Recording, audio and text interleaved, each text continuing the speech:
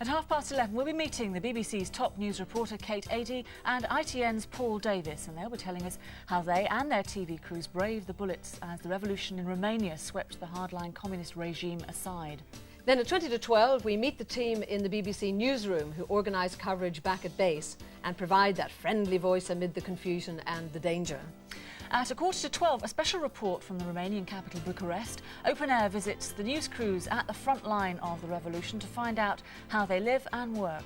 And at 10 to 12, your chance to put your questions to Kate Adie and Paul Davis about reporting from the world's hotspots. So once again, this is how this morning's Open Air looks. And if you'd like to take part, all you have to do is pick up the phone and give us a call, as ever, on our usual Open Air number.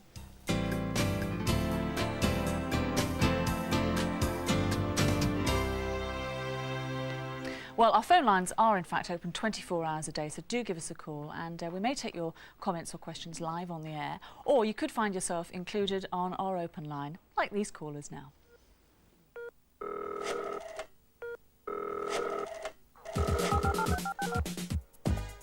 I've just watched half of the Strike It Lucky programme, and I think that Michael Barrymore seems to be such a rude person. He's made fun of the Scottish gentleman's accent. He's made fun of the short Spanish man, which to me seems very racist.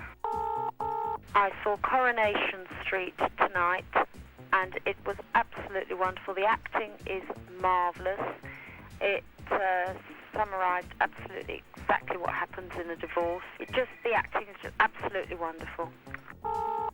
I have just watched Peter Hain's World in Action documentary on non-racist sport in South Africa and would like to congratulate him on the balanced content of it.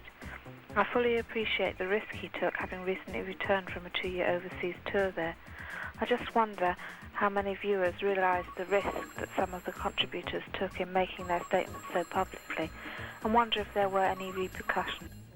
Well, I'm sure you weren't alone in wondering that, Sarah. And in fact, we contacted Linda McDougall, who's the producer of last night's World in Action documentary, and she said they've not heard of any repercussions, fortunately, against the contributors as yet, and feels that such action would be viewed very dimly by the authorities the world over if there were. And she believes that because of that, it's highly unlikely that the South African government will endanger their recently improved record on human rights with persecutions of this nature. So let's hope so. But right now, it's over to Gloria, who's kicking off our main theme today, looking at reporting on the front line. Yes, I wondered you recognise these qualities: cool courage under fire, that clipped, controlled delivery, no nonsense today. Actually, Kate, when you're moving into a very confused situation, whether it's Romania or China, whatever, how do you know you're getting the truth under speed? You don't. It is always confused, and all you can do is sort of pick at strands of things and try and see things for yourself. And you know, and you have to bear in mind all the time that you're only seeing a tiny bit of the story. Just round the corner, never mind the town up the road or the city 200 miles away on another border. There may be a completely different story in train. So you just have to keep it very narrow, very precise, and say this is what we have seen and which we know to be as true as we can report it. Because there is what's known as bedroom reporting, in that a lot of the American reporters, I mean, they have reporting, yes. They have to do so many updates that really sometimes they don't see too much action. There is a great worry now that reporters are called upon, and camera crews and everybody, to deliver 24-hour news to nearly all the major networks in the world. BBC, ITN, it's the same. There is this immense pressure that can we have an update within another 25 minutes? And that because of that, you spend your time nearest to wherever you're broadcasting directly from. That can be a satellite broadcasting station, a ground station, or a telephone, instead of going out there and seeing it happen. And you have to be quite disciplined now with people back home saying, look, I'm sorry, you have to go and see the story. And there's a lot of tension between that now for reporters. And are there many restrictions from the authorities, from the governments involved? Yes. Some people loathe the very idea of any sort of reporting. Some people would desire to see journalism as a poodle of their own authorities. Some people try everything to keep reporters out, away, down, and generally, you know, nowhere near what is really happening. But as you start to broadcast, for example, from satellite, you're going to be much freer to go wherever you want, basically. Will the restrictions be even worse, do you think? We worry that people won't even be allowed in the country. When you actually have to go to most difficult countries these days, they ask you to get a visa, and on the visa it says purpose of visit. Well, Do you say you're going to be a tourist, or do you say you're going to be a journalist? Because we feel they may exclude journalists in future. Kate, we look forward to taking lots of calls to you today, and in fact Kate will be joining us later with other members of British television crews who reported from the fire zone in Bucharest. Now, if you'd like to talk to any of them, here's that number to call. We look forward to hearing from you.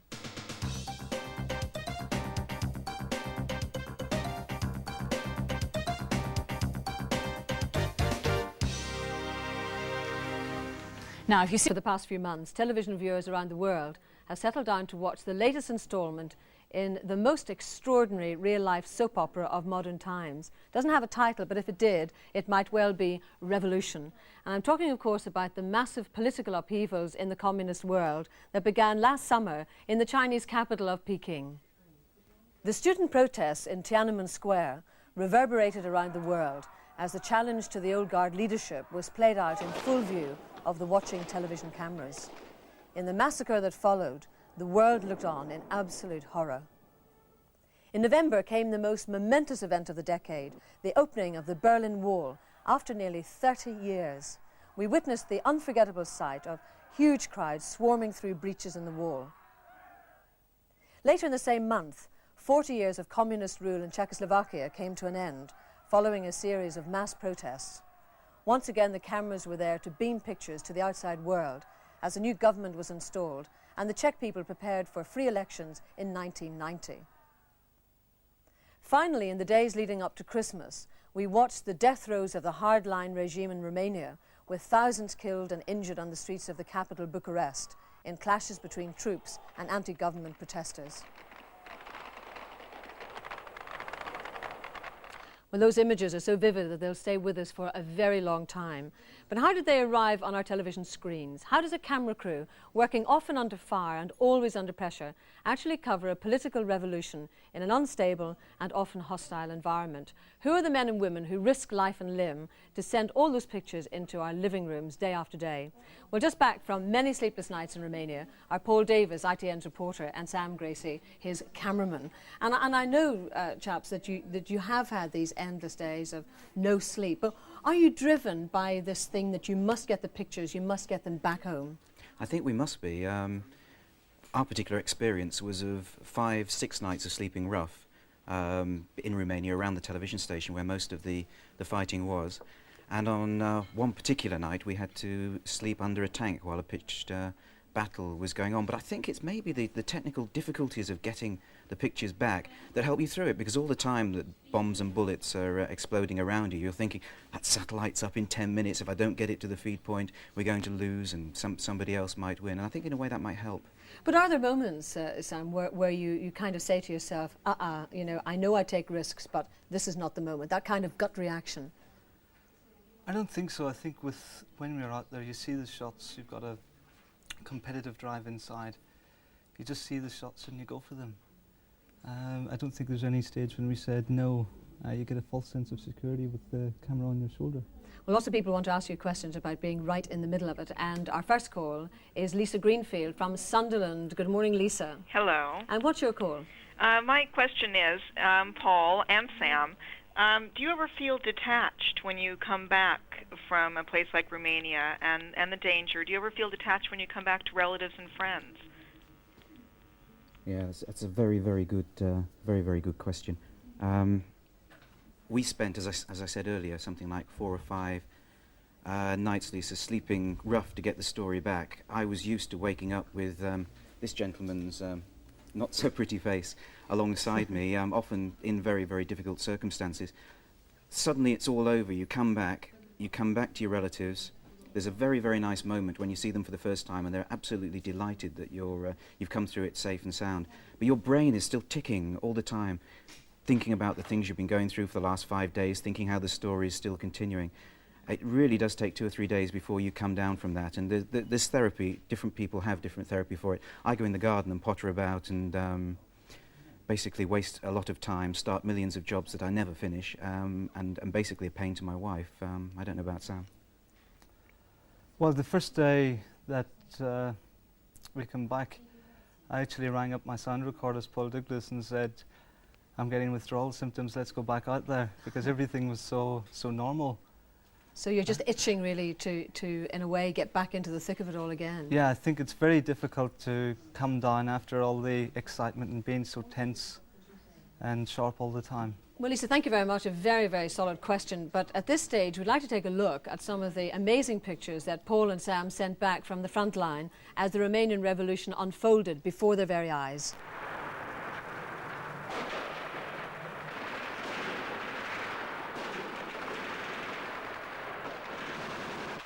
Army units, tanks and unarmed civilians again forming a defensive circle around the buildings, coming under fire from snipers and returning countless thousands of rounds at the apartments where they believed troops loyal to Ceaușescu were holed up. At the height of the battle, a cry for help. Risking his life, a soldier crawls toward an injured colleague. Astonishingly, there's a pause in the battle as the critically wounded soldier is carried to a makeshift ambulance, which will ferry him to a hospital already struggling to cope with the many hundreds of dead and injured. Incredible pictures. Can you ever wipe any of those images from your mind at all? I don't think you can, and I don't think you'd want to, because when you remember what those people have been through, the things that they've lived through, you make some very good friends in a very short time in situations like that. I don't think we'll ever forget Romania. I wonder whether we'll actually see anything like it again in our professional lives. I'm sure things will happen, but whether Sam and I will be privileged enough to cover them, I don't know. Well, what's it like when you're right in the thick of it? I mean, what's in your mind when these bullets are whizzing around all over the place? Well, I think the only thing in my mind was getting the pictures. If I stopped and thought about what was actually happening around me, I don't think I would get them. I don't think it would pay off to analyse the situation. You just do what you're out there to do. The wonderful thing about Sam is that whereas I'd been in situations like that a few times before, poor old Sam was working with me for the very first time, and he'd never come under fire like that before. And it was amazing just to see how from being a little bit nervous and needing to be guided just a little bit in those first few moments, you find yourself in the middle of it. He's got bullets whipping around his head, and suddenly he's seeing pictures and moments like the man that you saw there being rescued. Well, certainly at the age of 24, you've seen a lot of history in the making, and we'll talk later on the programme, but at this stage we join Jane, who again is going to continue on the subject. That's right, and really for news viewers these days, a hotspot isn't really a hotspot without the familiar windswept figure of BBC reporter Kate Adie, and we're going to be chatting to her again in a moment. But first, an example of her distinctive reporting style from the recent dramatic events in Romania. These print workers were amongst the first to join the revolution, bringing out a new newspaper, Freedom, in the midst of fighting. And the new papers have new content. Straight reports of daily events and a catalogue of past abuse, which has hardened resolve that others will be brought to trial. News is lapped up on the streets, information about reform, the repeal of the hated laws on abortion and the destruction of traditional villages, and tidbits of Ceaușescu life, daughter Zoe's golden kitchen scales. Even those who edit those papers confess to surprise. Well, joining us now is Kate Adie, and we're also joined by Tim Barrow, who's BBC satellite engineer. And watching the report there, I mean, the thing that has always distinguished your reports is that sort of calmness and detachment. But I wonder how difficult that is for you to actually deal with on a personal level, if you're often, I mean, in that situation surrounded by people who are dying in front of you. Well, you have a job to do, and you're not indifferent to what happens to people. You're also, with your own people, I mean, with camera crews, whom you care for and you have to be careful for, and you have other people as well. When you're editing pictures, you're sitting often next to a very experienced chief picture editor, frequently in a wardrobe, or even we've edited in lavatories before now. Small, tight little places where you sit there and you've got the pictures and a great deal of effort has gone into getting them. And the chief picture editor is saying, come on, get it together. Come on, words, get it straight. And it's a great help. And you have a very, very tight technical job to do. Admittedly, there are a lot of emotions flying around. I think one of the hardest emotions to deal with is not joining in with the story, as it were, waving a flag with the people who are heading for freedom or whatever. It's really not your job. You have to be a little detached. That's almost the hardest, because there is a natural human desire to join with people and say, Here it comes. Here's what they've desired for so long. This is wonderful. Let us go along with them. You really may not do that, and that's very hard. Well, Tim, obviously people don't, they think of Kate being on the front line, but you kind of expect someone like in your position as a satellite engineer not to be so much in the front line. But you had really quite a scary experience in Romania, didn't you? Yes, we had our dish operating in Prague, and the call came to take it to Budapest and then on to Bucharest. And the borders were open, and we just drove through the border. Everyone was waving flags at us. We drove to a town called Arad, and we got a bit lost in the streets, and for 10 minutes we didn't know where we were going. We stopped, we went to a hotel that seemed open, although it was shut for Christmas. Went inside, tried to make a phone call, phones weren't working, we were all standing in the lobby. And then there was this horrific burst of gunfire outside, and we all thought, what's going on? And this gunfire then continued for 4 hours, and we were just stuck there. The next morning, set up the dish, there was some fire going on locally, and we just stayed in this town because the gunfire was there. BBC Dish and now it's BBC Colander. I mean. It is a big piece of equipment. It has to be put, and it can't be hidden under something. It's very difficult to hide a 2-metre dish that has to point southwards. It's bright white. So we ended up illuminating it all the time so that they knew where it was. We wrote TV across it in a felt pen. So how do you actually set up things technically? I mean, is it quite an operation to do that then? It takes about 2 or 3 hours to rig the dish, but we had 2 tons of equipment with us, so we had minibuses and cars just loaded to the gunnels with gear. And it's not just a dish, there's a lot of equipment that goes with it. There's the editing equipment, there's the equipment to send the pictures back, there's equipment to convert between American standard and British standard pictures. So it's not just a simple operation of, oh, we turn up and we send pictures. Well, thank you very much indeed for coming in the calm security of the studios and wanting to chat to us, Kate. It's been great to talk to you. And you're having a rest at the moment, not doing anything too dangerous? Never count your chickens, no. OK. Well, we're going to chat to you some more in a moment, but right now let's go back over to Gloria. Kate probably has her bag well and truly packed all the time, but if you watched Open Air's Christmas Awards programme a couple of weeks ago, you may remember that Kate received our Viewers Award for News Personality of 1989. She was just off to Prague at that time, but spoke very warmly of the help and backup that she and all the BBC's foreign correspondents get from that friendly phone back at base. That friendly phone back at base is located in the BBC television newsroom at Television Centre. Roy Shepherd's down there this morning to meet one of those friendly voices. Well, the friendly voice is Steve Selman, who's the Assistant Foreign News Editor, one of 4 or 5 here at the Centre. Steve, what does your job actually involve?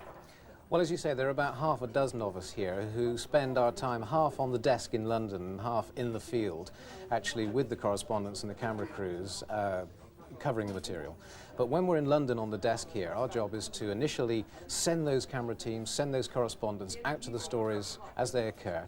And as soon as the correspondents are there in situ, establish a means of communication with them and a means of getting those sometimes extraordinary pictures back in safely into London and onto the screen. How difficult is it to get communication? Because we've just been hearing about satellite dishes having their problems. Sometimes, well, particularly in Romania, you can spend an hour or 2 actually dialing on the phone, and eventually the phone will ring at the hotel, and if you're lucky, a friendly person on the switchboard will put you through, and there's the person at the other end. And you keep them then? Once you've got that telephone line, you hang on to it for absolutely all day if you can, because that's the only line of communication to that part of the world.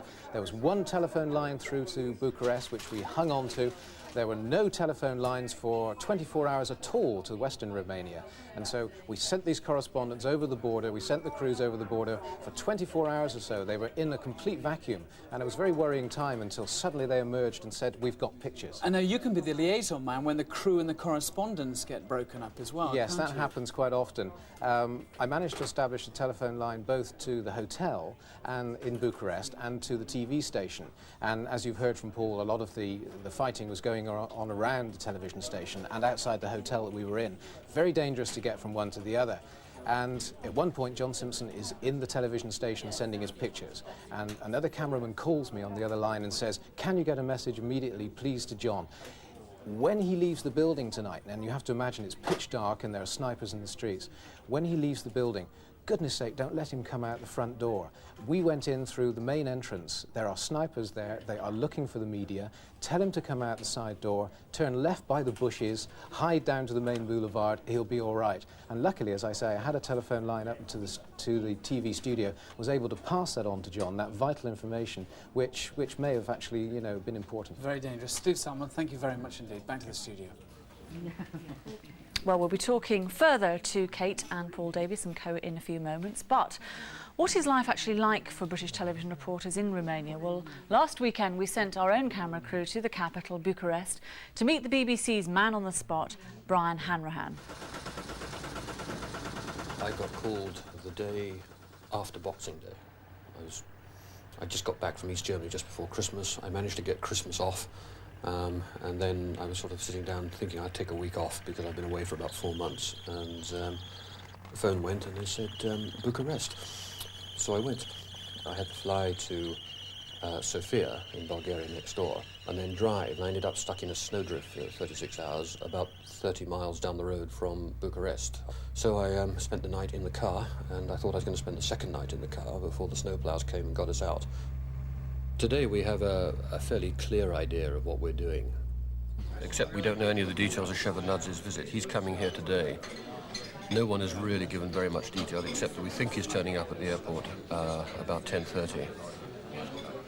And then going somewhere for talks, but finding anybody in this new government at any time is difficult. When they're positively trying to be difficult about security, it becomes even more difficult. So what we're doing is we're having one camera team, which is from NBC, who we work with in America, are going out to the airport to watch the airport. And I'm going to go down to the Foreign Ministry, which is our guess about where he's most likely to go, and try and get inside there. After that, we'll play it by ear. We think he'll hold a press conference. A lot of soldiers have turned up and taken over the first floor of the hotel here and sealed it off, so we would guess that that's where it's likely to be. Bucharest calling London. Come out to 11 o'clock, coffee time. Hello? Hello, is that Barry? There's really not very much time to relax because there's a whole team of people here. We have a producer, we have editors, we have engineers, we have camera teams working all the time to keep information flowing in. And if you stop, that whole team sort of isn't working anymore, it's just wasting its time, wasting money. You just have to keep on going. And we do have a 24-hour news operation back home, so you're always having to sort of stay on your toes, watching for what might be about to happen. We're in the Intercontinental Hotel, which is in the centre of Bucharest. When I arrived on Boxing Day, there were literally hundreds, if not thousands, of journalists. Every room, there were 2 or 3 people sleeping in the rooms. They were in other hotels as well. There were people in the lobby, I'm told, but I didn't see it. There were people sleeping in the corridors, because at least you had access to a telephone, even if it took you 12 hours to get through.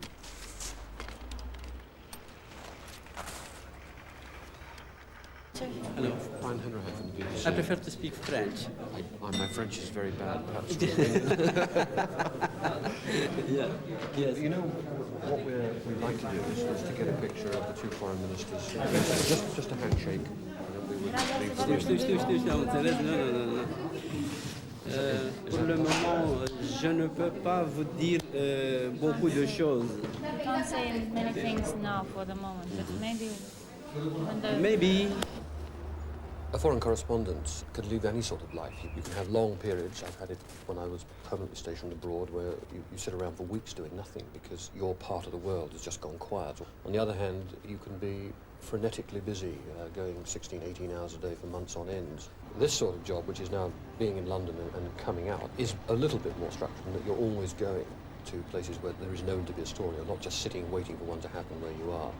I mean, are they suggesting there might be some sort of cause? Yes, they say we must wait because there just might be something, and they let us know first. But Mr. Shevardnadze and Mr. Chelak will come.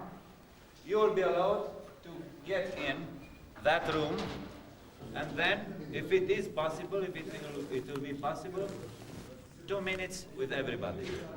Okay?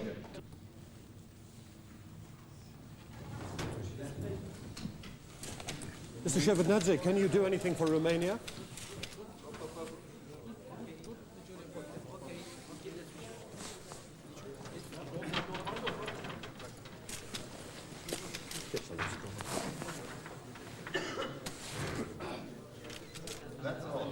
Let's go and do a piece to camera.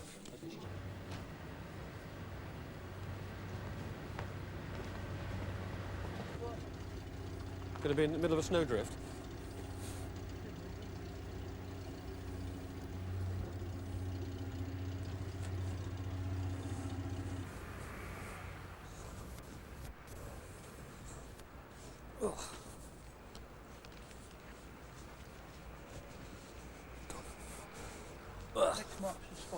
Yeah, why do you always pick the biggest snowdrift?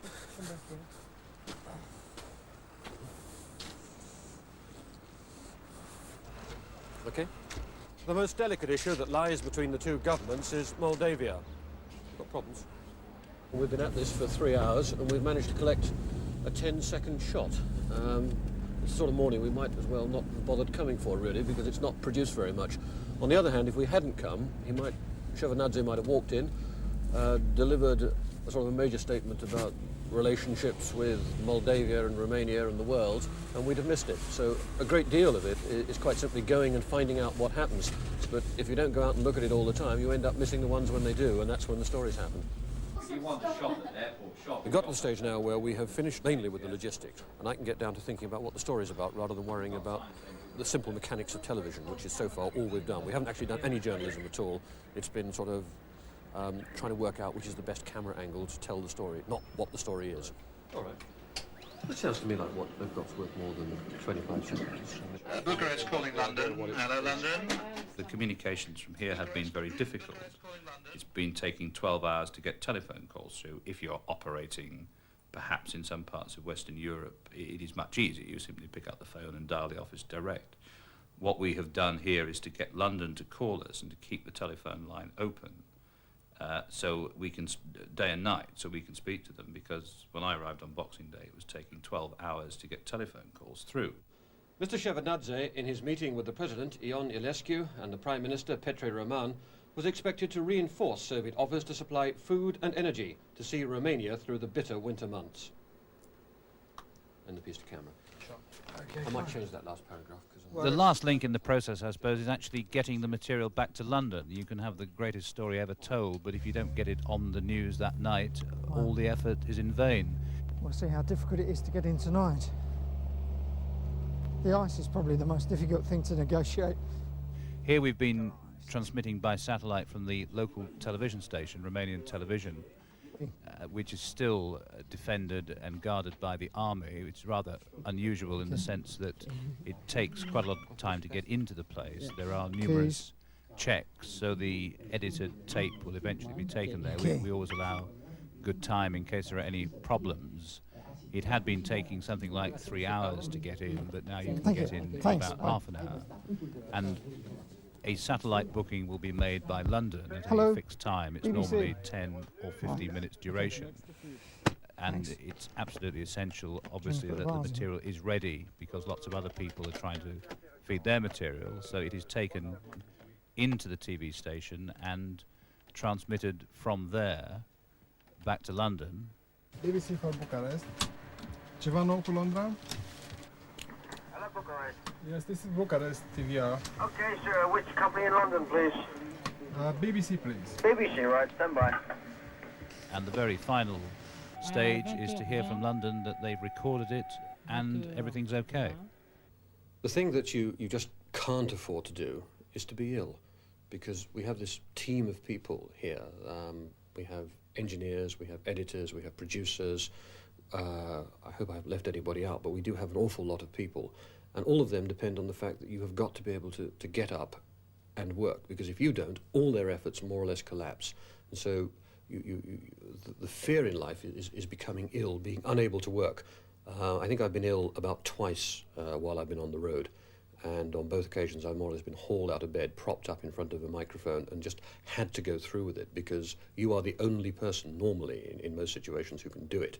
And if you don't do it, everything is wasted, and everything happens so fast, there isn't time to get anybody else out to replace you. So for 24 hours, the whole thing goes dead, the story passes, you've lost it. I mean, that's the disaster. The second disaster is losing your voice, because if you lose your voice, nobody does anything at all.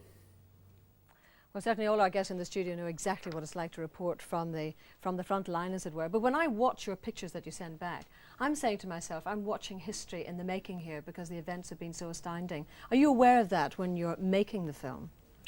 Rarely. You see a small incident and you think this might be important, and it's often not until much later you think, good Lord, that's when that began to happen. It's very odd. No, I don't think you sit there because a street is never a book, and people look like anyone you see any time of the day, anywhere, and you are not aware of things being momentous. But nevertheless, later on, I mean, surely you will say to your children or your grandchildren, I was there. I watched that history being made. It's quite a story.